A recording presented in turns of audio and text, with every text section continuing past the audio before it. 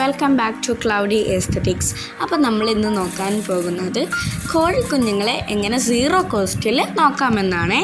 വളരെ വിലക്കുറവിൽ തന്നെ നമുക്ക് വീട്ടിൽ തന്നെ ഉണ്ടാക്കിയെടുക്കാൻ പറ്റുന്ന ഒരു ഫുഡാണ് ഞാൻ ഇന്ന് നിങ്ങളുമായി പങ്കുവയ്ക്കാൻ പോകുന്നത്.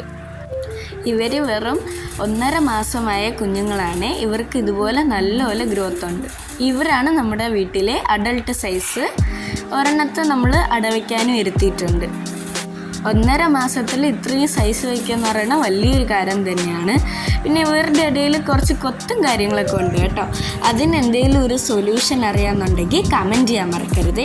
ഇതാണ് കേട്ടോ നമ്മൾ ഇപ്പോൾ കോഴിക്കുഞ്ഞുങ്ങളെ ഇട്ടിക്കുന്ന പഴയ കോഴിക്കൂട്.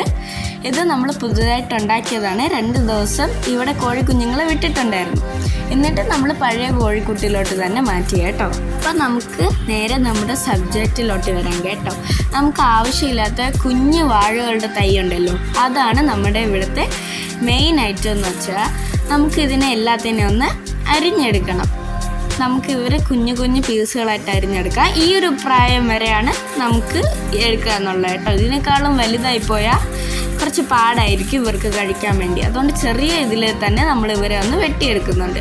എന്നിട്ട് നമുക്ക് വളരെ കനം കുറച്ച് തന്നെ ഒന്ന് അരിഞ്ഞെടുക്കാം കേട്ടോ. ഇവരെ കത്തിയൊക്കെ ഉപയോഗിക്കുമ്പോൾ സൂക്ഷിക്കണം. കുഞ്ഞു കുട്ടികളാണ് കാണുന്നതെങ്കിൽ മുതിർന്നവരെ സഹായം കൂടെ തേടാം കേട്ടോ. അങ്ങനെ നമ്മൾ ഇതിൻ്റെ തോൽ ഭാഗം അത്രയും മാറ്റിയിട്ട് നടുക്കിലത്തെ ആ ഒരു ഭാഗം മാത്രം അരിഞ്ഞെടുക്കാം. ഇതുപോലെ നല്ല കുഞ്ഞു കുഞ്ഞു പീസുകളായിട്ട് അരിഞ്ഞെടുക്കണം. നമ്മുടെ അടുത്ത ഇൻഗ്രീഡിയൻ്റ് എന്ന് വെച്ച് കഴിഞ്ഞാൽ വാഴ ഇലയാണ്. ഇല നമ്മൾ ഡയറക്റ്റ്ലി കൊണ്ടിട്ട് കൊടുക്കും കേട്ടോ. ഇത് നമ്മുടെ 3rd ഇൻഗ്രീഡിയൻ്റ് ആണ് അസോള. മിക്കവരുടെ വീട്ടിലും വാട്ടർ പ്ലാന്റ്സ് ഒക്കെ വളർത്തുന്നവരാണെങ്കിൽ ഉണ്ടാവാൻ ഇതാണ്. കോഴി മുട്ടയിടാനും അവരെ ആരോഗ്യത്തിനും വളരെ നല്ലൊരു പ്ലാന്റാണ് കേട്ടോ ഈ അസോള. ഞാനിതിപ്പോൾ എടുക്കുന്നത് എൻ്റെ ഗപ്പി ടാങ്കിൽ നിന്നാണ്. നമുക്ക് വളരെ കുറച്ച് തന്നെ മതിയാവും. എന്നിട്ട് ഇതെല്ലാം കൂടെ നമുക്കൊരു പാത്രത്തിലിടാം. അസോള മുറിക്കാൻ മറക്കല്ലേ കൂട്ടുകാരെ. നല്ല അരിഞ്ഞ് തന്നെ അസോള ഇടണം. നല്ല അരിഞ്ഞ് എടുത്തിട്ടുണ്ടേ ഞാൻ അസോള.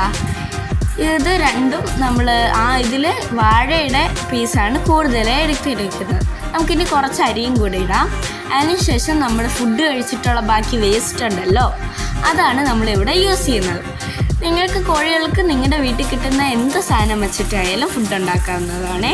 പിന്നെ നമ്മൾ വളരെ കുറച്ച് ഈ ഗ്രോവർ സ്റ്റാർട്ടർ എന്നൊക്കെ പറയില്ലേ, അതും കൂടെ ഒന്ന് ഇട്ട് കൊടുത്തിട്ടുണ്ട്.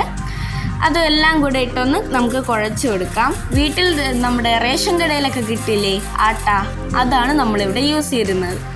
ആട്ടയും കൂടെ ഇട്ട് നമുക്ക് നന്നായിട്ട് കുഴച്ചെടുക്കാം കേട്ടോ. അങ്ങനെ ഇങ്ങനത്തെ ഫുഡെല്ലാം അവർക്ക് കഴിക്കാൻ ഭയങ്കര ഇഷ്ടമാണ് കേട്ടോ. ഇതാണ് കേട്ടോ നമ്മുടെ വീട്ടിലെ ഗുണ്ടാ കോഴികൾ. ഈ 4 എണ്ണവും മറ്റു 4 എണ്ണത്തെ കുത്തിക്കൊല്ലും, പ്രത്യേകിച്ച് ഈ ചുവപ്പ് തൂവലുള്ളത്. അപ്പോൾ എൻ്റെ ഒരു ഷോർട്ട് വീഡിയോ ഇഷ്ടപ്പെട്ടിട്ടുണ്ടെങ്കിൽ, നിങ്ങൾക്ക് ഉപകാരപ്രദമായിട്ടുണ്ടെങ്കിൽ എൻ്റെ ചാനൽ അത് സബ്സ്ക്രൈബ് ചെയ്ത് ബെല്ലൈക്കൺ കൂടെ എനേബിൾ ചെയ്യാൻ മറക്കണ്ട കേട്ടോ. നമ്മുടെ ബാക്കിയുള്ള 4 എണ്ണത്തെ കൂടെ കണ്ടാലോ. ഇതാണ് കേട്ടോ ബാക്കിയുള്ള 4 പേര്. ഇവർ പഞ്ചപാവങ്ങളാണ്. അപ്പോൾ bye, subscribe for more and enable the bell icon.